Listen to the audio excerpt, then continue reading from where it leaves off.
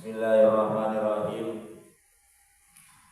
Assalamualaikum warahmatullahi wabarakatuh. Waalaikumsalam warahmatullahi wabarakatuh. Alhamdulillahilladzi faddala bani adama bil ilmi wal amal. Wassalatu wassalamu ala sayyidina Muhammadin sayyidil rusul wa ala alihi wa ashabihi wa man tabi'ahum ila yaumil jalal. Asyhadu an la ilaha illallahul malikul ma'bud wa asyhadu anna sayyidana Muhammadan abduhu wa rasuluhul mahmud. Allahumma salli wa sallim wa barik ala sayyidina Muhammadin salatan taj'aluna biha min ahlil ilmi wa ahlil dzikri wa ahlil khair wa la taj'alna biha min ahli syarri wa dhil wa tahsyurna biha fi ibadika salihin wa ala alihi wa ashabihi ajma'in. Rabbi shrah li sadri wa yassir li amri wa hlul 'uqdatam min lisani yafqahu qawli. Ya Allah. Wa qala Allah ta'ala fi kitabihil karim, a'udzu billahi minasy syaithanir rajim. Bismillahirrahmanirrahim. Inna ja'alna ma'alal ardi zinatan laha linabluwahum ayyuhum ahsanu amala wa inna laja'iluna ma'alaiha sa'idan zuriyya. Qala Rasulullah sallallahu alaihi wasallam, man arada dunya fa'alaihi bil ilmi wa man arada al akhirah fa'alaihi bil ilmi wa man aradahuma fa'alaihi bil ilmi, atau kama qala Rasulullah sallallahu alaihi wasallam.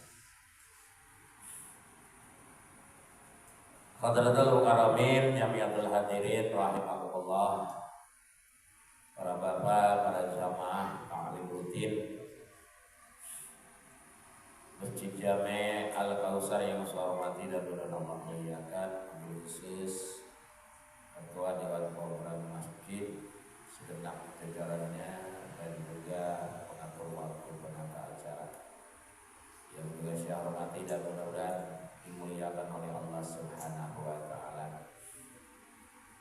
Mengawali acara taklim pada malam hari ini, mari kita sama-sama memanjatkan puja, mengaturkan puji serta syukur kehadirat Allah yang Maha Ghafur, seraya kita mengucapkan kalimat hamdalah bersama-sama. Alhamdulillahirabbil alamin. Segala puji hanya milik Allah. Allah yang telah memberikan berbagai kenikmatan kepada kita semua, terutama nikmat iman, nikmat Islam, nikmat sehat walafiat disertai dengan panjang umur, sehingga dengan nikmat-nikmat tersebut menjadi dorongan motivasi kita bisa memaksakan diri, melangkahkan kaki, mengayunkan tangan, hadir di acara pengajian rutin yang mudah-mudahan acara ini dari awal sampai akhir menjadi amal ibadah yang diterima oleh Allah Subhanahu wa taala. Juga kita senantiasa diberi keikhlasan dalam niat, keistiqomahan dalam amal, supaya apa yang kita laksanakan, kita jalankan menjadi pahala di sisi Allah. Dan mudah-mudahan kita semua dikuatkan iman dan Islam, diampuni segala dosa. Salawat dan salam semoga tercurah limpahkan kepada baginda alam, yakni Habibana wa Nabiyana Muhammad sallallahu alaihi wasallam, kepada keluarga, para sahabat, tabi'in kepada seluruh umat termasuk kita semua. Mudah-mudahan senantiasa mendapatkan rahmat dari salam. Sebelumnya kita doakan saudara-saudara kita yang sedang sakit, yang sedang dirundung musibah. Mudah-mudahan oleh Allah diangkat penyakitnya, disembuhkan sedia kala. Yang punya masalah mudah-mudahan diberi jalan keluar dari segala urusan dan masalah yang disulit. Juga saudara-saudara kita yang akan berangkat ke tanah suci. Untuk Karawang itu pertengahan bulan Mei, sekitar tanggal 16 itu kloter pertama akan diberangkatkan. Sebanyak jamaah di Karawang itu sekitar 2.300 orang. Ya, berarti jadi 5 kloter. Mudah-mudahan para calon duyufur rahman yang akan berangkat ke tanah suci diberi kesehatan jasmani dan rohani,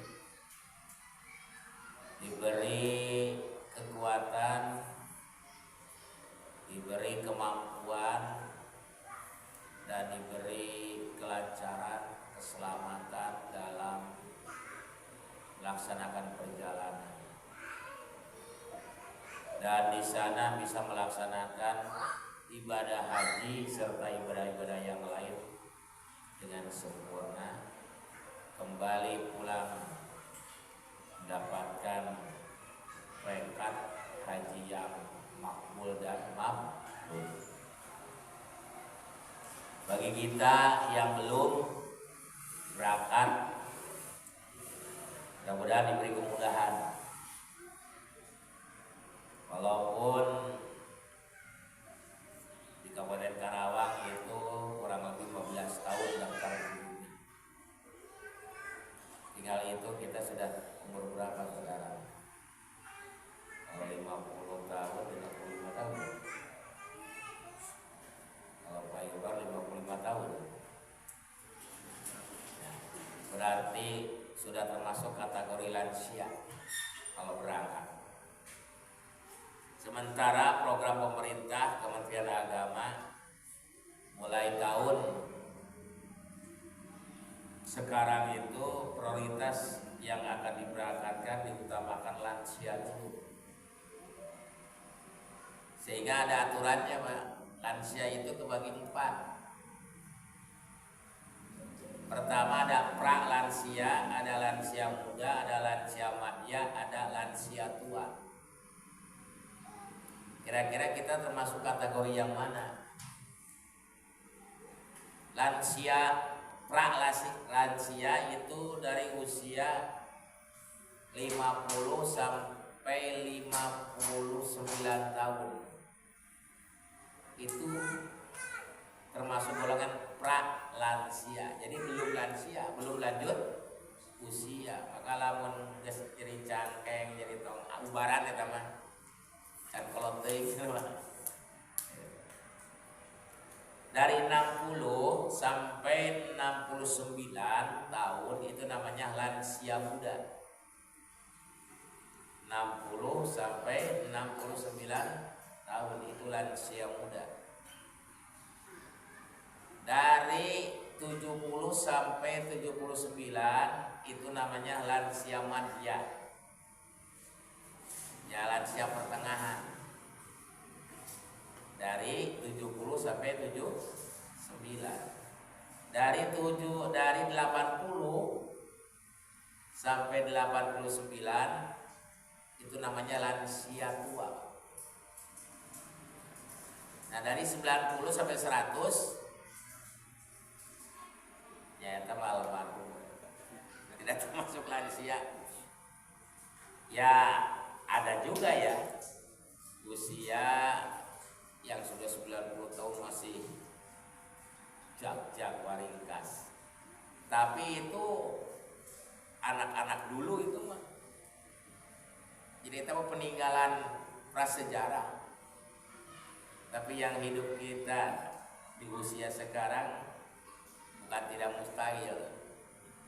Karena memang Rasulullah SAW menyatakan umur umatku tidak akan lebih daripada umur Rasulullah wafat dalam usia 63 tahun, berarti termasuk lansia muda.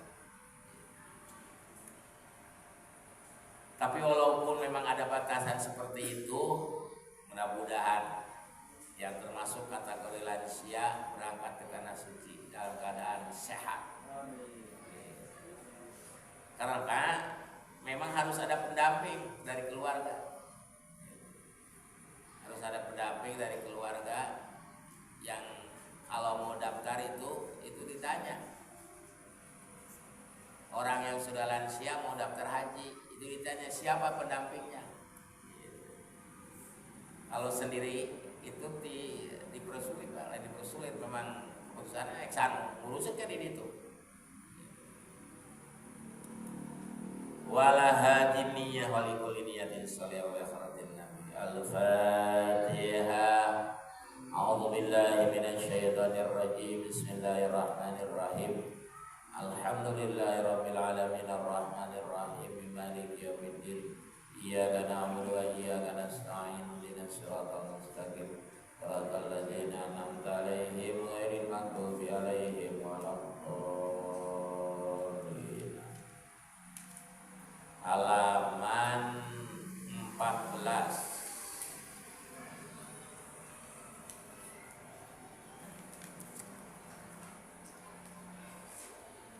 Wa qiraatul Fatihah,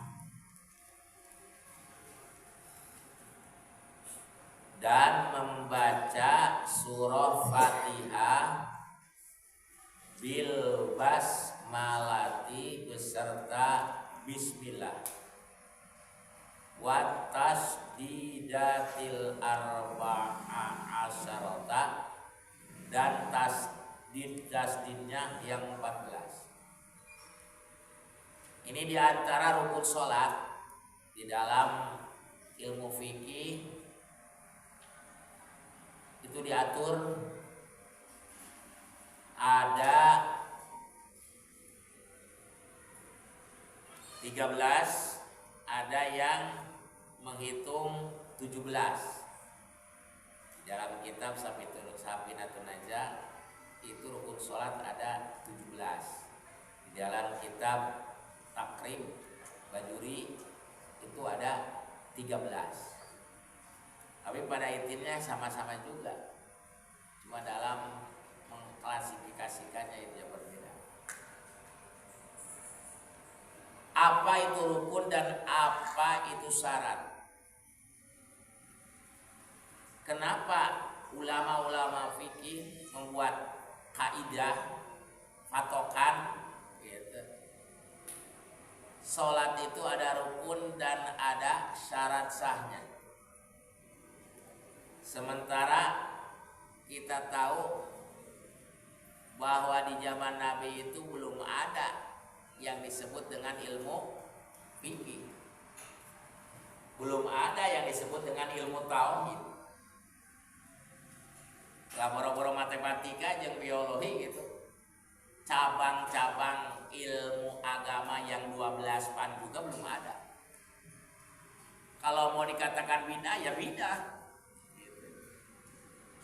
Sesuatu yang baru yang tidak pernah dikerjakan oleh Rasulullah. Itu hukumnya apa? Bid'ah. Jangankan masalah ilmu fikih, cetakan Al-Quran juga zaman Rasulullah ada gak? Tidak ada. Para sahabat itu menghafal Al-Quran dengan otaknya. Ada sebagian yang menulis di dalam lapak korma, di dalam daun-daunan, di dalam kulit kayu, atau di dalam tulang korma. Tidak seperti mushaf yang kita baca sekarang. Kalau dibilang bid'ah itu bid'ah. Tapi wa kullu bid'atin dolalah itu bukan setiap bid'ah itu salah. Karena kul di sana adalah kul majmu, bukan kul jami'. Contoh, kita sedang membangun masjid, Rasulullah SAW bersabda, "Mambana masjidan fid dunya banallahu baitan fil jannah." Barang siapa yang membangun masjid di dunia, maka Allah bangunkan rumah di surga. Lalu ada pengumuman bahwa hari Minggu akan diadakan pengecoran tiang. Semua warga Cikampek Baru ikut andil, terutama Blok L, Blok CC, Blok DD dalam pengecoran. Bahasanya semua warga Cikampek Baru, terutama Blok L, Blok CC, Blok DD ikut andil dalam pengecoran tiang Masjid Al-Kausar. Padahal air kering, Pak. Padahal warga Cikampek itu ada anak-anak ikut ngecor tuh. Ibu-ibu ngecor tuh. Tapi bahasanya semua dina bahasa eta teh. Nah, itu namanya kulmaj. Beda dengan kuljame. Kuljame mah kullu nafsin da'iqatul maut.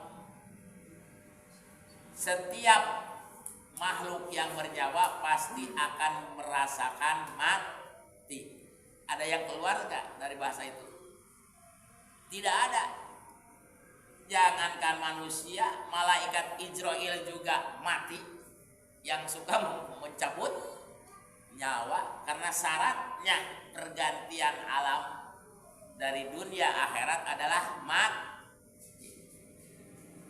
Makanya kalau ada ustaz, ibu-ibu, siapa yang mau duluan masuk surga? Saya, akhirnya. Mari kita doakan mudah-mudahan cepat mati, kan gitu. Nah, sawarna, kok dia syaratnya kudu heula. Ya kudu mati dulu.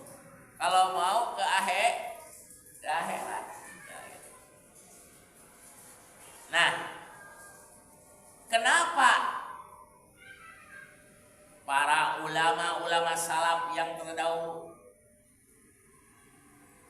para mustahid ya, itu membuat kaidah-kaidah dalam ilmu fikih, terutama dalam rukul ubudiyah, rukul munakahah, rukul muamalah, dan rukul jinayah, sehingga diatur ada syarasah dan ada rukunnya. Ini supaya sesuai dengan harapan Rasulullah Sallallahu Alaihi Wasallam, sallu kama ra'aitumuni usolli. Sholatlah kalian seperti mana kalian melihat aku sholat. Itu harapan Rasul. Jadi sholat yang kita lakukan adalah sholat yang mana Rasulullah SAW melaksanakannya. Yang jadi pertanyaan, pernah kita melihat bagaimana tata cara sholat Rasul? Jangankan sekarang 1400 tahun yang lalu, di zaman setelah sahabat pun, yaitu zaman tabi'in, tidak ada. Walaupun ulama yang mengetahui bagaimana tata cara sholat Rasul, kecuali dari man to man, gitu. Kecuali dari cerita ke cerita. Sedangkan ainggaran cerita boleh jadi si A ke si B masih sama, si B ke C masih sama. Belum tentu kalau sampai Z itu bahasa masih sama. Bisa berkurang, bisa bertambah. Betul apa betul? Nah, kecerdasan dan kehati-hatian para ulama mustahid yang kurunnya itu sekitar tabi'in akhirnya mengeluarkan ijma kesepakatan. Maka dibentuklah yang disebut dengan ilmu fikih. Dan itu hasil daripada analisa dari berbagai sumber. Sehingga hadis itu terbagi. Pertama ada hadis qauli, yaitu hadis yang berupa ucapan Rasul, itu namanya hadis qauli. Ada lagi hadis fi'li, hadis perbuatan Rasul tidak berkata, tidak mengucapkan, tapi sahabat melihat lalu dikabarkan oleh sahabat, wa kana Rasulullah SAW anu, karena itu hadis fi'li. Dan itu yang terbanyak yang meriwayatkan tentang sholatnya Rasul. Ada lagi hadis takriri, yaitu hadis di mana Rasul tidak berargumen apapun. Artinya Rasul diam. Tatkala sahabat melakukan sesuatu, tidak ada perintah, tidak ada larangan. Itu namanya hadis takriri. Contoh yang suka populer dijadikan hadis takriri, contohnya adalah tentang domba. Memang di dalam kamus dom itu biawak. Dom itu biawak. Tapi yang dimaksud dom oleh Rasulullah bukan dom yang ada di Cikampek Baru. Anu makanan anak karnivora itu mah. Makanan itu binatang. Tapi yang dimaksud dom bayawak ini adalah bayawak gurun pasir yang makanannya adalah herbivora. Makanannya adalah rumputan. Mungkin kalau kita ingin tahu bagaimana rupanya dom gurun pasir, bisa lihat di dalam media sosial. Nah, tatkala para sahabat dan Rasul bermalam di suatu tempat, ada sahabat yang menyajikan panggang dom kepada Rasulullah, dan sahabat yang lain sudah memakannya. Itu daging oleh Rasul dibiarkan, tidak dimakan. Bahasanya, ini bukan makanan bangsaku gitu. Tapi sahabat yang makan tidak dilarang. Gitu. Juga haram sih ya. Gitu. Jadi para sahabat makan di depan Rasul disajikan, Rasul menolak. Bahasanya ini bukan makanan kaumku, bahasanya gitu. Tapi sahabat yang makan itu tidak dilarang oleh Rasul, tidak dicela oleh Rasul. Itu namanya hadis takriri. Ya, ambil kesimpulan hukumnya halal gitu. Daging dom itu. Tapi domnya dom yang ada di Arab, bukan dom yang ada di kita. Gitu. Beda. Ini urang kan sih lagi juga buaya. Gitu. Akhirnya dicai. Bahkan termasuk dengan hewan amfibi. Bisa hidup di dua alam. Nah, yang ketiga, yang keempat ada yang namanya hadis himmati. Hadis keinginan Rasul. Seperti waktu datang tanggal 10 Muharram, Rasul bertanya kepada para sahabat, orang-orang Yahudi itu sedang apa? Kata para sahabat, mereka sedang berpuasa memperingati hari 10 Muharram tentang diselamatkan kaumnya beserta Rasulnya Nabi Musa dari kejaran Firaun. Oh, kalau begitu kita nanti tahun depan berpuasa dari tanggal 9-nya. Namun tidak kesampaian karena Rasul keburu wafat. Nah, itu jadi hadis. Namanya hadis imani, artinya kita disunnahkan berpuasa dari mulai tanggal 9 Muharram. Walaupun memang Rasul belum sempat melaksanakan. Nah, jadi adanya kajian ilmu fikih, ilmu tauhid, apapun semuanya bersumber dari Rasulullah. Supaya apa? Supaya ajaran yang disampaikan Rasul kepada kita itu tidak berbeda. Karena memang kita tidak tahu. Kalau zaman sahabat, kalau ingin benar sholatnya, ikut aja di belakang Rasul, beres. Betul? Kalau kita mau mengikuti siapa? Kalau tidak ada kaidah usul fikih ini. Dan ini disesuaikan dengan apa hadis yang diberitakan dari para sahabat yang pernah ikut sholat di belakang Rasul.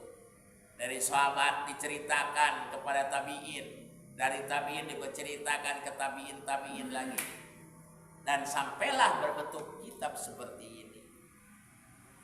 Andaikan tidak ada kitab-kitab agama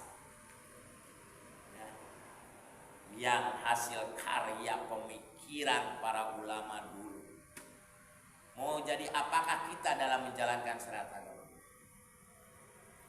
Berapa betul? Maka sangat berjasa. Gitu. Baik. Rukun itu ma wajaba wastamaro minha. Nama rukun. Kalau syarat sah ma wajaba wastamaro walaisa minha. Sesuatu yang mesti ada selama kita melaksanakan sholat, karena itu termasuk dari bagian sholat, itu namanya rukun. Kalau syarat sah sesuatu yang harus ada, nah, tapi itu bukan bagian daripada sholat,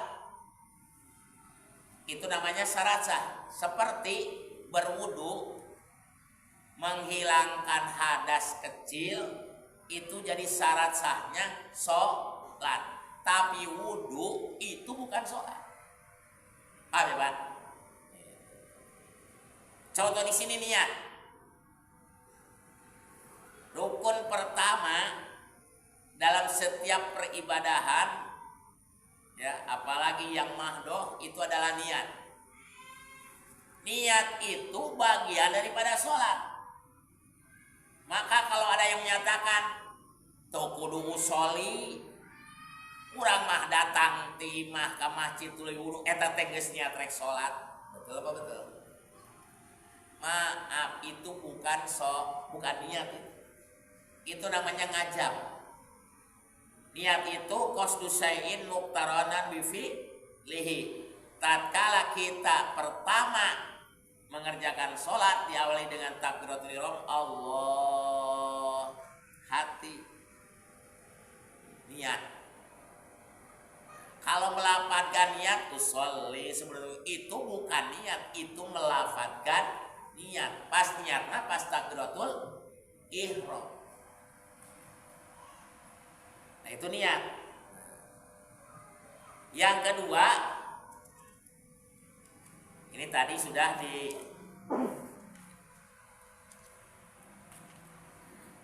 takbiratul ihram. Nah, itu bacaan takbir.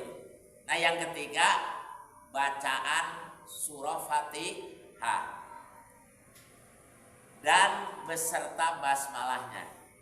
Kenapa? Ini fikih madhabnya Imam Syafi'i, dan pendapat Imam Syafi'i, ya, Muhammad bin Idris nama aslinya, itu basmalah termasuk salah satu daripada ayat Fatihah. Maka kalau kita memang, ya, mengikuti madhab Syafi'i, itu wajib membaca Fatihah beserta basmalah. Bagaimana kalau kita berimam kepada yang tidak membaca basmalah? Bagaimana hukumnya, sah atau tidak? Sah. Selama memang dia itu ya mempunyai pandangan seperti itu.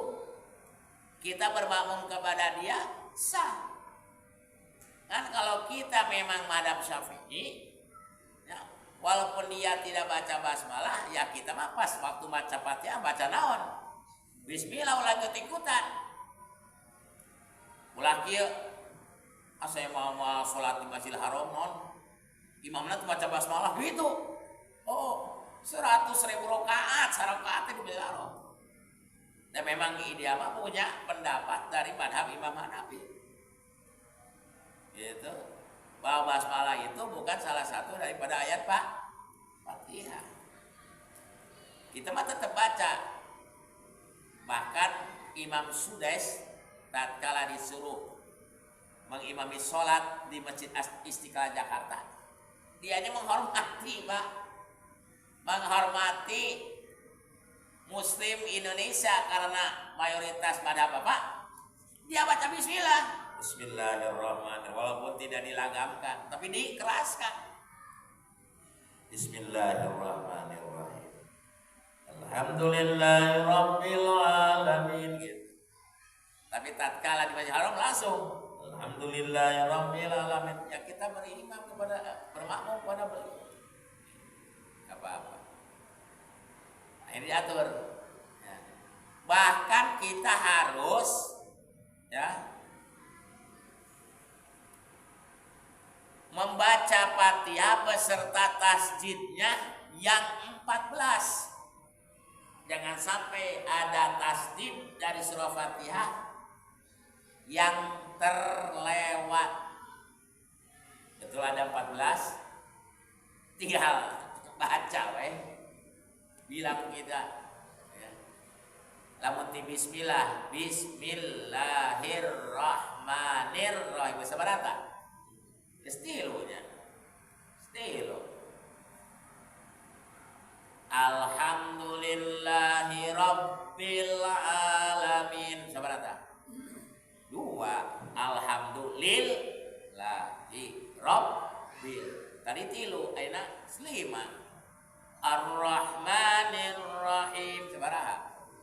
2 berarti 7 maliki yaumiddin 8 iyyaka na'budu wa iyyaka nasta'in 2 jadi berapa? 10 ihdinas siratal mustaqim berapa? Hiji ihdinas siratal mustaqim 11 ya. Siratal berapa? Siratal ladzi hiji ya. Berarti 12 an'amta alaihim ghairil maghdubi alaihim waladdallin. Berapa? 2 jadi 14. Nah itu harus dibacakan oleh kita, jangan sampai ada yang tertinggal. Kalau tertinggal berarti bacaan Fatihahnya enggak sah. Kalau enggak sah berarti sholatnya juga enggak sampai kadinya eta aturan pikir. Ada yang baca kita orang teh. Alhamdulillahi rabbil alamin arrahmanir rahim. Ayat Fatihahna. Ayat tasina. Ya kana berdua, ya kana nasta'in. Bahkan kalau kita privat untuk bacaan sholat Fatihah di guru-guru qiraat sabulan mau langis dah. Bulan langis.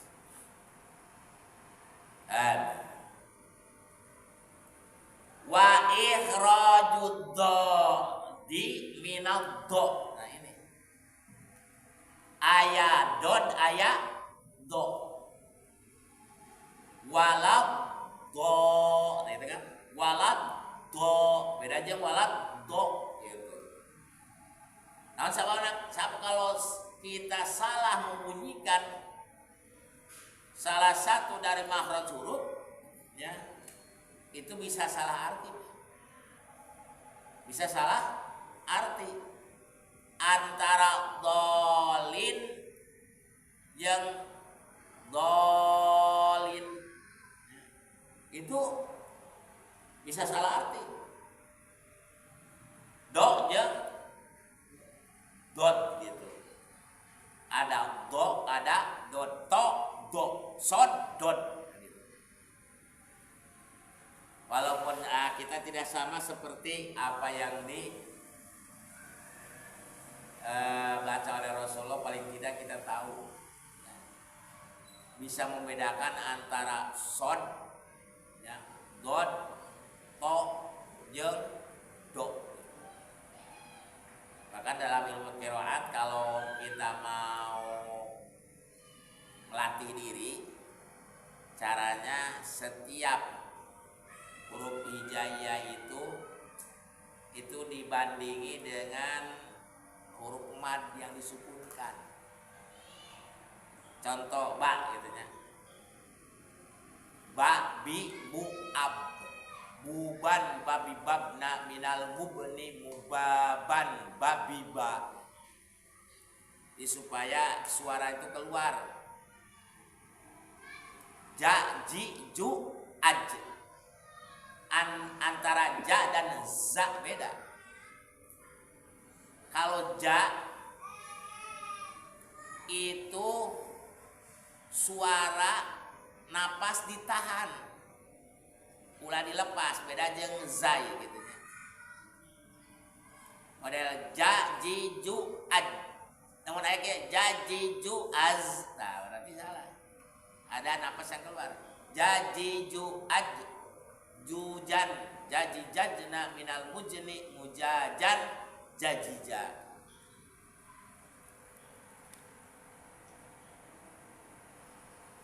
Wad, walaisa dan bukan do fil Fatihah. Walaisa dan tidak ada fil Fatihah di dalam surat Fatihah.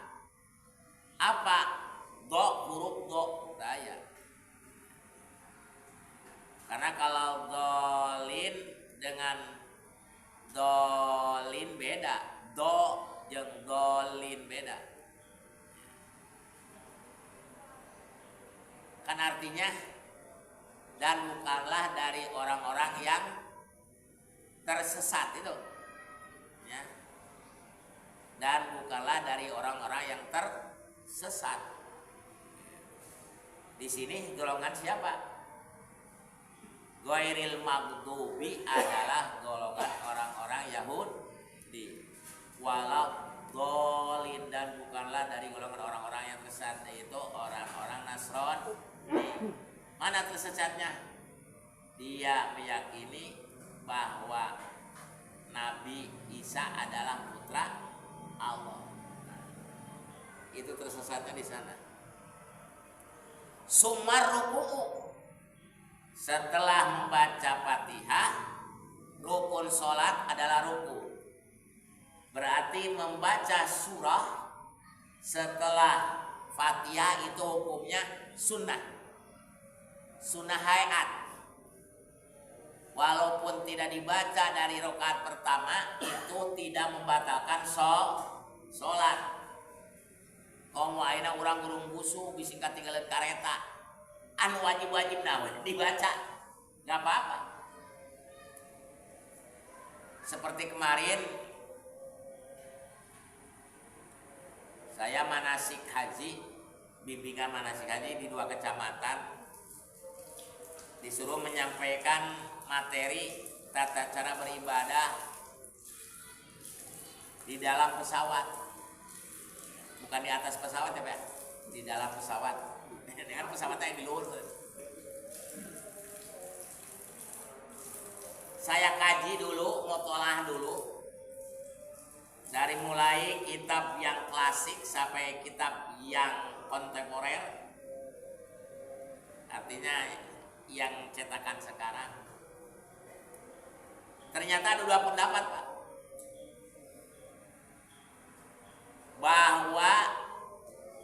tayamum di dalam pesawat dan sholat di dalam pesawat itu hukumnya tidak sah. Tapi kita wajib melaksanakan sholat li tahrimil waqti. Jadi sholatlah walaupun tidak berwudu, tidak bertayamum. Sholat seperti kita melaksanakan sholat biasa, kalau bisa, kalau tidak sholatlah di tempat duduk dengan niat jamak qashar. Gitu. Namanya sholat li tahrimil waqti, sholat menghormati waktu supaya kita tidak dosa meninggalkannya. Tapi kita wajib mengqada sholat tersebut. Manakala kita berangkat sebelum duhur sampai di sana maghrib, berarti duhur dan asar kita ada di dalam pesawat. Kalau di atas, kalau di jalan kereta api lah, kereta api cepat gitu, turun. Nah, kita sholat pas waktu datangnya. Waktu sholat kalau duhur asar tarik 2 rakaat jadi qashar. Nah, tapi nanti kita kalau sudah sampai segera kita mengqada sholat itu. Tapi kalau qada sholatnya biasa, jangan diqashar. Jadi 4 rakaat. Namun pas datang teh maghrib, tempat teh setelah sholat maghrib kita berqada. Duhur dulu 4 rakaat, dulu asar. Itu pendapat yang pertama. Kenapa tidak sah? Karena syarat sahnya sholat itu pertama itu harus suci dari hadas kecil. Sedangkan caranya adalah berwudu. Sedangkan alat untuk berwudu adalah air. Dan di pesawat dilarang menggunakan air. Boleh diganti dengan tayamum, boleh. Tapi syarat tayamum yaitu tanah lahu gibarun, ada debu. Dimungkinkan di pesawat ada debu? Itu mungkin kan? Dan tiap hari kita pasti dinaon, dibersihkan, kecuali lamun truk berarti ngangkut semen aya tak debuan. Satu itu alasannya. Tidak ada alat untuk bersuci. Yang kedua, nah ini, syarat sahnya sholat itu harus menghadap kiblat. Apakah mungkin kita sholat di pesawat menghadap kiblat? Kan tidak. Maka sebagian mengatakan sholatlah li tahrimil waqti, tapi engke urang kudu ngodoan di atas sholat. Nah, sebagian ulama-ulama NU mengamalkan itu, Pak. Dan ini bisa kita lakukan, kita jalankan tatkala kita di mana saja, kapan saja, waktu datang sholat. Syarat-syaratnya sholat tidak bisa kita penuhi. Contohnya, sholat temawa sarung, bawa celananya dimungkinkan najis, kotor, rekinya minjem kasaha, gitu. Ayana di tengah laut kan musab, gitu. Atau ayah di gunung. Sedangkan waktu sholat sudah hampir habis, maka sholatlah li tahrimil waqti. Kalau boleh di jamak takdim, ya, di qashar kalau boleh di qashar. Tapi nanti di qodoan. Tanpa kudu-kudu urang. Paham, Pak?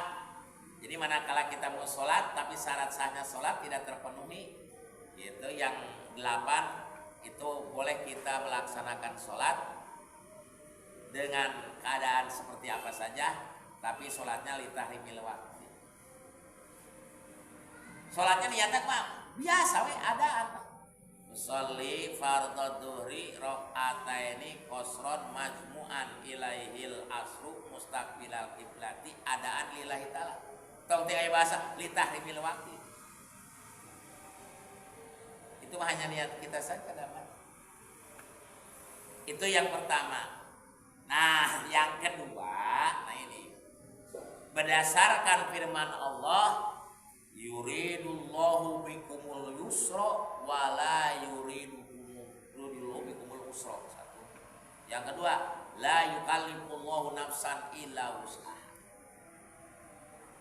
Allah tidak berkehendak ya, adanya kesulitan dalam menjalankan syariat agamanya.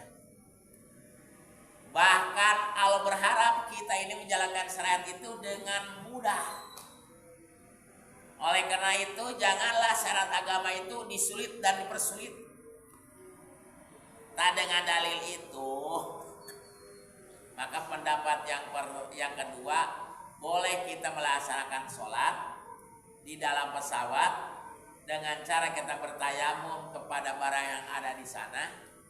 Itu karena dimungkinkan udara ini mengandung molekul debu.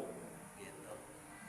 Nah, kita bertayamum lalu kita sholat dengan cara apa yang kita bisa lakukan, mau dengan duduk, dengan berbaring, tanpa harus menghadap kib, tapi niatnya mustaqbilal kib lati dan tidak perlu diganti.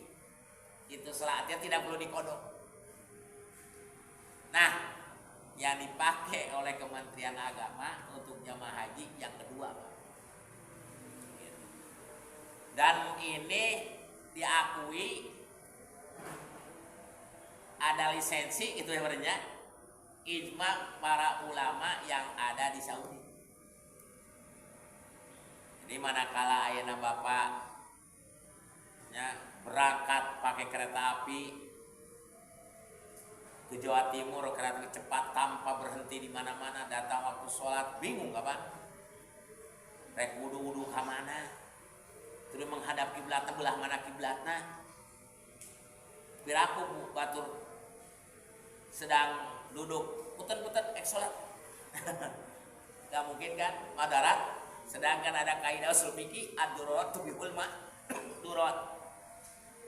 Maka kita bertayamum aja ke barang yang ada di kita. Makanya caranya iya ejok dia payun. Nah, kita anggap ini adalah tanah. Jadi satu di atas dulu, lalu kesinikan nawaitu tayammuma listibati sholati fardhanillahi ta'ala. Setelah itu ini ditepuk-tepuk begini, lalu kita menekan lagi bukan yang itu, yang di bawah lagi, menekan satu sini aja. Langsung selesai tayamum lalu sholat kita kemana saja kita menghadap. Sabab ada firman Allah, ayana ma tuwallu fasama wajhul. Loh, kita niat beribadah kepada Allah sesuai dengan kemampuan kita dan kesempatan yang Allah berikan pada saat itu seperti apa. Nah, sholatnya kalau memang bisa dijamak, bisa dikosor-kosor. Ngan ai subuh mah teu bisa dijamak kosor. Nah, 2 rakaat we itu jadi 1 rakaat subuh. Ya. Nah, kita sholat biasa we menghadapnya kumaha kareta menghadap ke mana? Gitu. Dengan isyarat. Syaratnya kalau ruku dan sujud itu harus beda. Sujud itu lebih bawah daripada Allahu Akbar. Ya Allah. Ada nogong gitu. Dan itu tidak perlu dikodolan. Yang poin 2. Yang dipakai di jamaah haji itu yang poin 2 itu. Jadi yang pertama itu ulama-ulama warolah. Itu ada yang seperti itu. Jadi kodoaning kata di itu tadi Saudi. Dan itu tidak jadi perdebatan Pak. Silakan yang milih yang mau gitu yang mana. Yang penting ada keterangan gitu. Ya mungkin karena waktu Isya sudah tiba, mudah-mudahan apa yang disampaikan bermanfaat. Cukup Pak. Tidak perlu ada pertanyaan. Allahumma sholli ala sayyidina wa habibina wa syafi'ina wa maulana Muhammad wa sallim radhiyallahu ta'ala anhu sayyidina Hasan wa rasulillah amin. Amin ya Allah ya rabbal alamin. Allahumma ja'al jam'ana hadza jam'an marhuma wa tafarruqana min ba'dihi tafarruqan. Allahumma ja'al jam'ana hadza jam'an maghfura wa tafarruqana